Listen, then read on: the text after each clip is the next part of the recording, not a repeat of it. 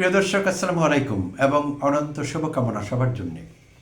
NCP বা জাতীয় নাগরিক পার্টির জ্যেষ্ঠ যুগ্ম সদস্য সচিব, সাবেক সাবেক জ্যেষ্ঠ যুগ্ম সদস্য সচিব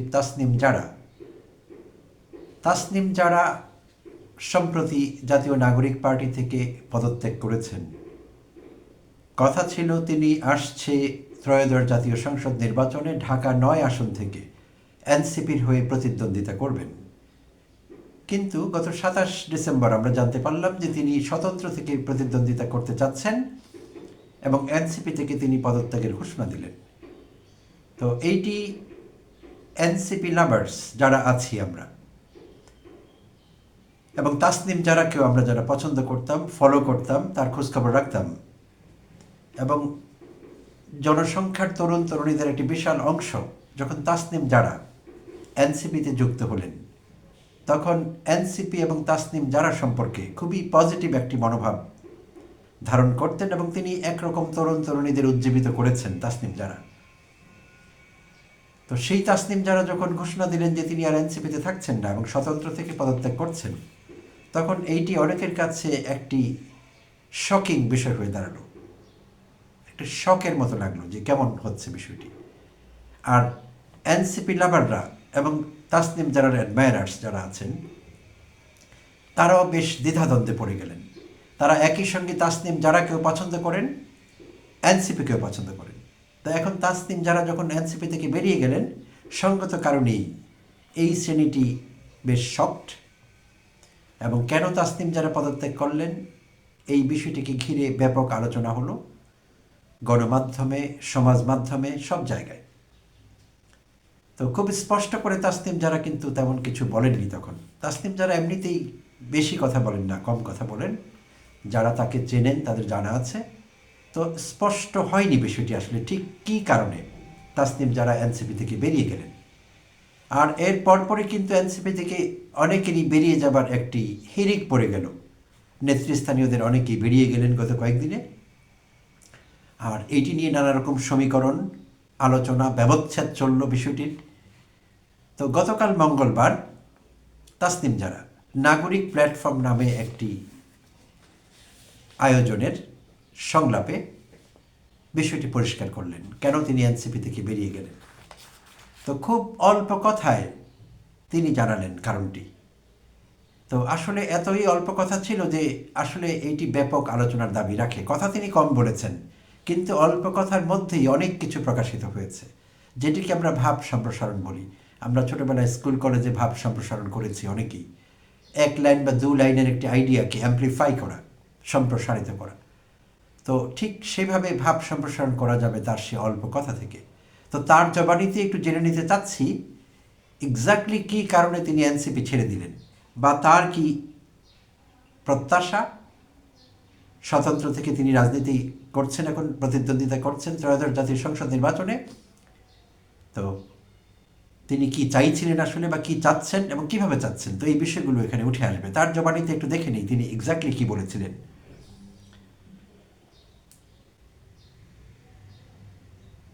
পুরনো রাজনৈতিক কাঠামোর পরিবর্তনের আকাঙ্ক্ষা থেকেই এনসিপি থেকে সরে স্বতন্ত্র প্রার্থী হিসাবে নির্বাচন করছি। পুরনো রাজনৈতিক কাঠামোর পরিবর্তনের আকাঙ্ক্ষা থেকেই এনসিপি থেকে সরে স্বতন্ত্র প্রার্থী হিসাবে নির্বাচন করছি। দেশের বিদ্যমান ব্যবস্থায় জবাবদিহির কাঠামো অত্যন্ত দুর্বল, সব জায়গায় জটিলতা।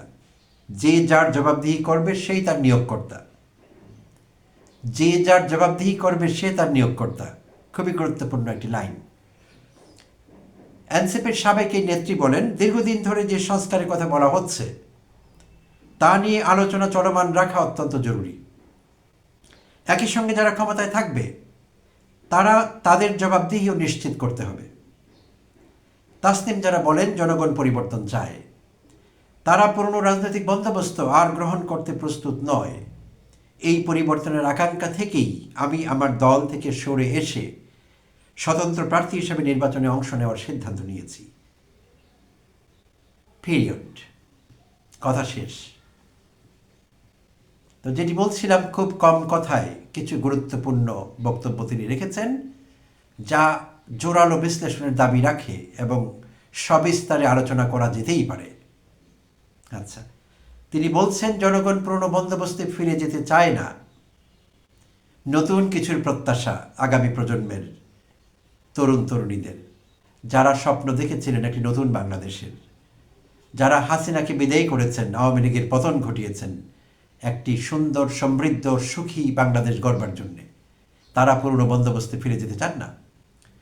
আর তাসনিম যারা বললেন এই পরিবর্তনের আকাঙ্ক্ষা থেকেই আমি আমার দল থেকে সরে এসে স্বতন্ত্র প্রার্থী হিসেবে নির্বাচনে অংশ নেওয়ার সিদ্ধান্ত নিয়েছি, এই লাইনটি বিশ্লেষণ করা যেতে পারে।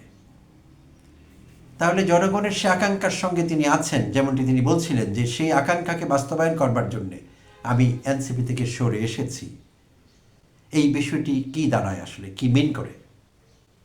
তো এটি সুস্পষ্ট যে তিনি বুঝে ফেলেছেন বা তিনি বলতে চেয়েছেন যে এনসিপিকে থেকে জনগণের সে আশা আকাঙ্ক্ষা পূরণ করা তার পক্ষে সম্ভব হবে না। এই সিদ্ধান্তে তিনি এসেছেন এবং সেই জন্যে তার মতো করে তিনি দেশের জন্য কাজ করতে চান। জনগণের আকাঙ্ক্ষা পূর্ণ করবার জন্যে জনগণ যে প্রত্যাশা রেখেছিলেন এনসিপির প্রতি বা তরুণ তরুণীদের প্রতি, জুলাই যোদ্ধাদের প্রতি, জুলাই অভ্যুত্থানের প্রতি, তাসনিম যারা এনসিপি থেকে বেরিয়ে এসে স্বতন্ত্র ধারার বা স্বতন্ত্র প্রার্থী হিসেবে নির্বাচিত হয়ে জনগণের সে আকাঙ্ক্ষা পূরণ করতে চাইছেন। তো এখন তাসনিম যারা is quite capable of doing that, Tasnim যারা এই কাজটি করবার জন্য যথেষ্ট কেপেবল, যারাই তাসনিম যারাকে জানেন, তার প্রোফাইল সম্পর্কে জানেন, তার স্বপ্ন সম্পর্কে জানেন, তার ত্যাগ সম্পর্কে জানেন, অক্সফোর্ড ক্যামব্রিজ ছেড়ে দিয়ে বাংলাদেশে এসে পড়ে আছেন, গ্রামে গঞ্জে সাধারণ মানুষের সঙ্গে মিশছেন, কথা বলছেন, তাদেরকে স্বপ্ন দেখাচ্ছেন, তো নিশ্চয়ই তার নিজেরও একটি স্বপ্ন আছে। তো এখন তিনি বললেন যে এনসিপি থেকে তার সেই কাজটি হতো না, এটি দাঁড়ালো সারসংক্ষেপে। তো এনসিপিতে কারা ছিলেন বা কারা আছেন? জুলাইয়ের সম্মুখ যোদ্ধারাই তো। যদিও জুলাই যোদ্ধারা বিভিন্ন প্ল্যাটফর্মে বিভক্ত হয়ে গিয়েছেন, জুলাই অভ্যুত্থান পরবর্তী সময়ে, 5 আগস্ট পরবর্তী সময়ে নানা রকম মেরুকরণ হয়েছে, পোলারাইজেশন হয়েছে এবং তারই ভিত্তিতে আলাদা আলাদা প্ল্যাটফর্মে তারা বিভক্ত হয়েছেন। বাট সম্মুখ সারির কিছু যোদ্ধাকেই আমরা এনসিপিতে দেখি। আর আরেকটি বিষয় হলো এনসিপিতে কিন্তু নানা মত এবং পথের লোকেরা একত্রিত হয়েছেন। সেখানে যেমনি আছেন ডানপন্থী, সেখানে আছেন মধ্যপন্থী, সেখানে আছেন উদারপন্থী, সেখানে আছেন বাম, অর্থাৎ সব ধারার সব ঘরানার লোকেরা একত্রিত হয়েছিলেন এনসিপিতে। তো তখনই কিন্তু একটি আশঙ্কা দেখা দিয়েছিল বোদ্ধা মহলে, বিশ্লেষক যারা আছেন তারা বলবার চেষ্টা করেছেন যে এত মত, এত পথ, আলাদা আলাদা চিন্তা, আলাদা আলাদা লোক, আলাদা আলাদা প্ল্যাটফর্ম থেকে আসা, তারা সত্যিকার অর্থে তারা একটি একীভূত ইউনিফাইড এনসিপি ধরে রাখতে পারবেন কিনা বা এটি শেষ অবধি এরকম থাকবে কিনা, এই আশঙ্কাটি কিন্তু বোদ্ধা মহলের শুরু থেকেই ছিল। তো তাসনিম যারা একজন আধুনিকা বলতে গেলে, পড়াশোনা করেছেন অক্সফোর্ডে, পড়িয়েছেন ক্যামব্রিজে, তো আর তার বেশভূষা গেট আপ একজন আধুনিক তরুণীর ইন্ডিকেশন। তো একই দলে আমরা যখন দেখি আক্তার হোসেনকে, যে আক্তার হোসেন বিদেশে গিয়ে বিদেশ সফরে একজন বয়স্কা মহিলা তার দিকে হাত বাড়িয়ে দিয়েছিলেন, কোনো তরুণী না, বেশ ওল্ড লেডি একজন। তো আক্তার হোসেন হাত সরিয়ে নিয়েছিলেন। কেন সরিয়ে নিয়েছিলেন? কারণ আক্তার হোসেন হয়তো তার জায়গা থেকে, আক্তার হোসেন অত্যন্ত ধার্মিক একজন মানুষ প্রচলিত অর্থে, তো তাই তিনি তার সঙ্গে হ্যান্ডশেক করবেন না, নারীর সঙ্গে হ্যান্ডশেক করা যায় না তার বিবেচনায়, তার আদর্শ থেকে তিনি হাত সরিয়ে নিয়েছেন। এই বিষয়টি নিয়ে কিন্তু ব্যাপক আলোচনা হয়েছিল তখন। এটি খুব বেশি দিন আগের কথা না, প্রিয় দর্শক, আপনাদের অনেকেরই দেখা আছে সেই দৃশ্যটি, জানাও আছে। তো আমি আক্তার হোসেনকে সমালোচনা করছি না, এটি তার জায়গা থেকে তিনি সেটি করতেই পারেন। অর্থাৎ এখানে আমি নির্দ্বিধায় বলতে পারি আক্তার হোসেন একজন কট্টরপন্থী মুসলিম।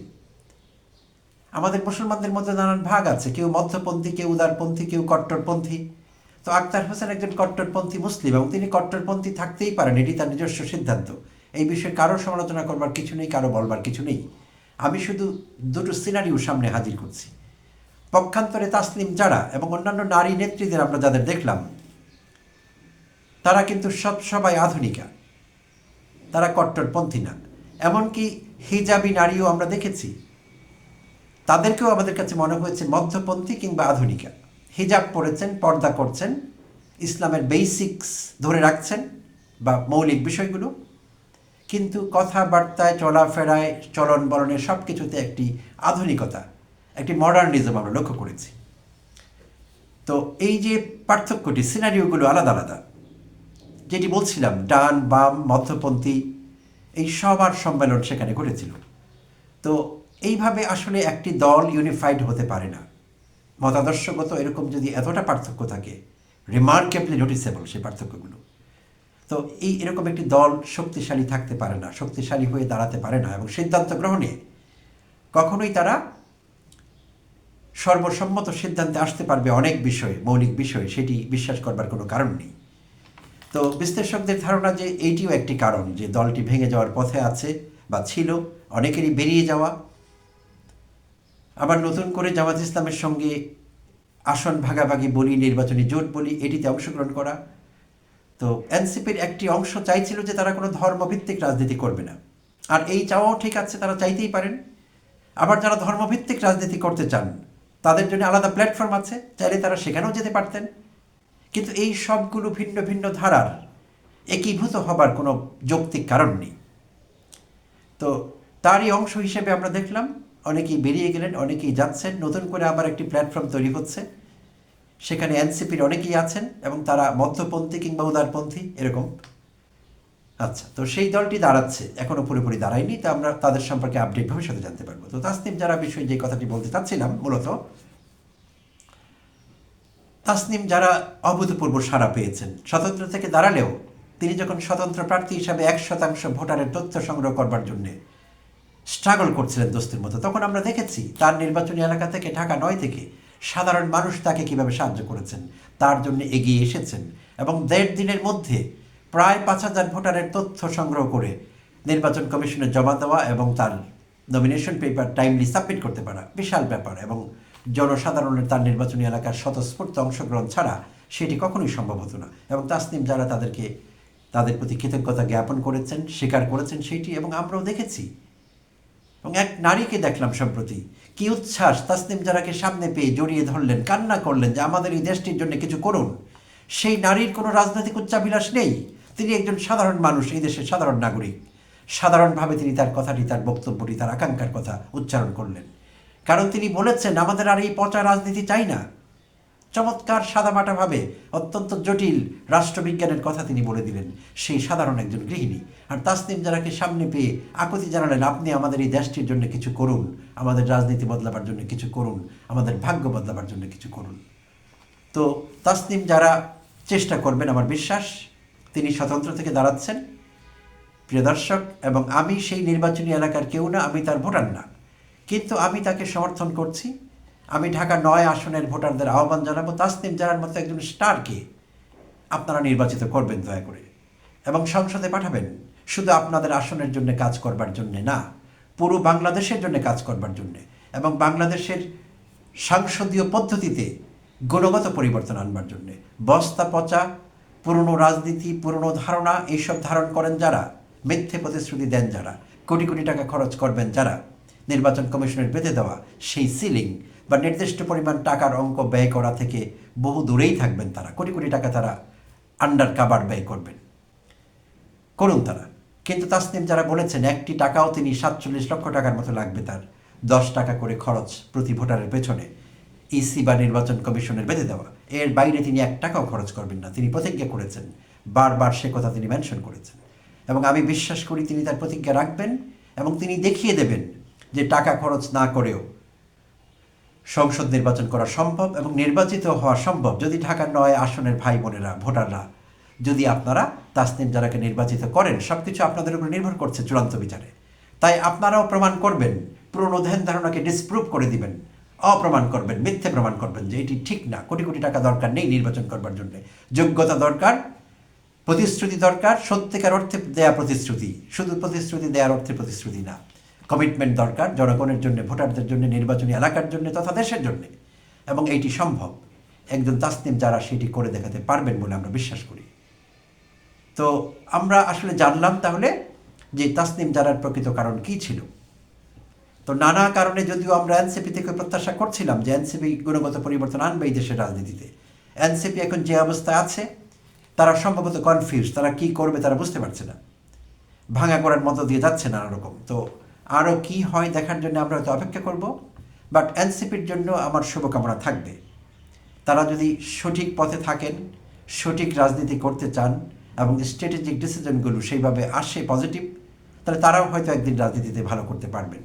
ভাঙা করার মধ্য দিয়ে যাচ্ছে দলটি এবং তারা হয়তো একটা সময় ভালো কোনো সিদ্ধান্তে আসতে পারবেন। তো তাসনিম জারার জন্য শুভকামনা থাকলো, ঢাকা ৯ আসনের ভোটারদের প্রতি আহ্বান থাকলো তাসনিম জারার দিকে লক্ষ্য রাখবার জন্যে, একই সঙ্গে এনসিপির জন্য শুভকামনা থাকলো। প্রিয় দর্শক, ধন্যবাদ সঙ্গে থাকবার জন্যে। আবারও কথা হবে অন্য কোনো এপিসোডে।